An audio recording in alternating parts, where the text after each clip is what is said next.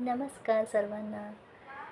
आज मी तुमच्यासमोर आमच्या वेळच्या गाण्यांबद्दल, कवितांबद्दल गप्पा मारणार आहे.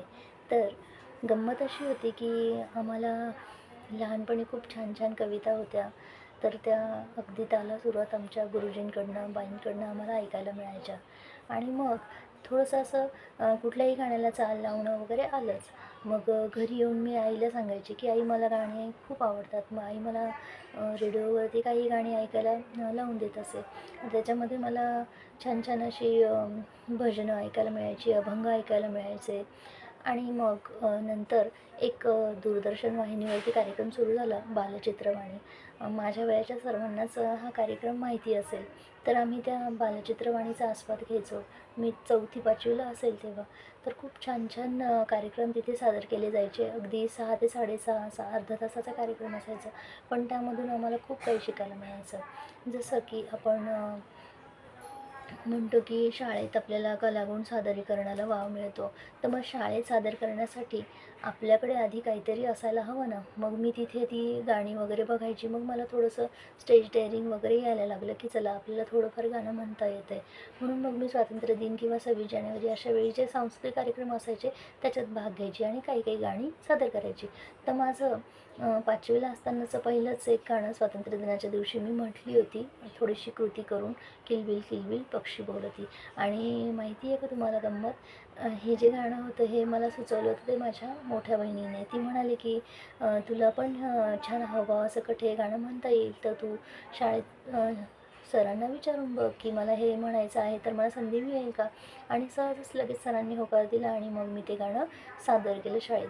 तर त्यावेळी एवढं सगळ्यांना ते गाणं आवडलं आणि तिथून मला गाण्याची आवड लागली. मग मी खूपदा अशी संधी शोधायची की मला कोणत्या ठिकाणी आता गाणी ऐकायला मिळतील. मग मी रेडिओवरती जी पण गाणी यायची ती नेहमी ऐकत असायची. सकाळी सकाळी विविध भारती लागायचं.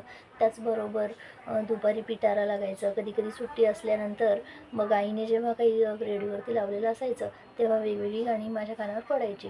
आणि त्याचवेळी मला आणखीन फिल्मी गाण्यांचीसुद्धा फिल्मी गाणीसुद्धा ऐकायला मिळाली आणि त्याचीही आवड लागली. मग अशी करत करत मी बरीचशी गाणी म्हणायला शिकले. त्यातून बालगीतांचं जास्त मला बालगीतांची खूप जास्त आवड असल्यामुळे मी त्याची जास्त प्रॅक्टिस करत असे.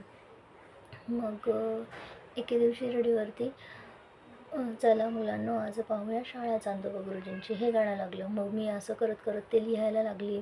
म्हणजे जेवढी पण गाणी यायची तेवढी मी लिहून ठेवायची. कारण तेव्हा असं काही साधन नव्हतं. यूट्यूबवरती सर्च केलं आणि पूर्ण गाणं मिळालं किंवा बघायला मिळालं.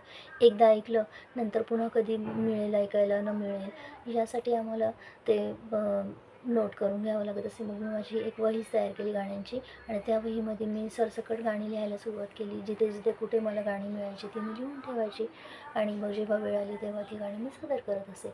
सांग सांग भोलानाथपासून तर अगदी असावा सुंदर, चॉकलेटचा बंगला ही सगळी बालगीतं मी म्हणून म्हणून पाठ केली. त्याचनंतर ती लिहूनसुद्धा काढली. नंतर कुणालाही कामात येतील म्हणून मग माझ्या ती गाण्याची वही बघून माझ्या इतर मैत्रिणी देखील माझ्यासोबत ती गाणी म्हणत असत. मग असं करत करत मला आमचा 5-6 जणींचा ग्रुप झाला आणि मग आम्ही सांस्कृतिक कार्यक्रमामध्ये सारखा भाग घ्यायचो.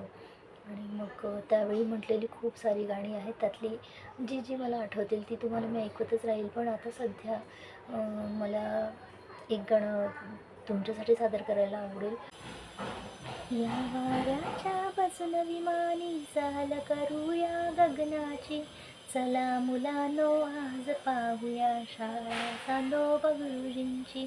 द्वितीयेपासून रोजच येती गुरुजी उशिरा शाळेत, मुले चांदणी फुलती आणिक सगळी फुल्या गमतीत. कधी वर्गातून पळते उल्का ओढ लागुनी पृथ्वीची, चला मुलांनो आज पाहूया शाळा चांदोबा गुरुजींची. आज पौर्णिमा जमले तारे आकाशाच्या वर्गात, चांदोबा गुरुजी तर दिसती कसल्या मोठ्या मोदेत. कधी वर्गातून पळते उल्का ओढ लागुनी पृथ्वीची, चला मुलांनो आज पाहूया शाळा चांदोबा गुरुजींची. कुणी तेजाचे ओठ हलवणी मंगळास वेडावितसे रागाने मग मंगळ वेडा गोरा मोरा होत असे बघुनी सारे हसता हसता उडते चंगळ ताऱ्यांची चला मुलांनो आज पाहूया शाळा चांदोबा गुरुजींची. ही 3 कडवी मला आठवली. आय थिंक 3च असावीत, एखादं असेल तर बघूया नंतर आपण. तर अशी छान छान गाणी तुम्ही मला कमेंटमधून सुचवा आणि मग मी तुमच्यासाठी रोज एक गाणं असं सादर करत राहील. Okay, bye bye.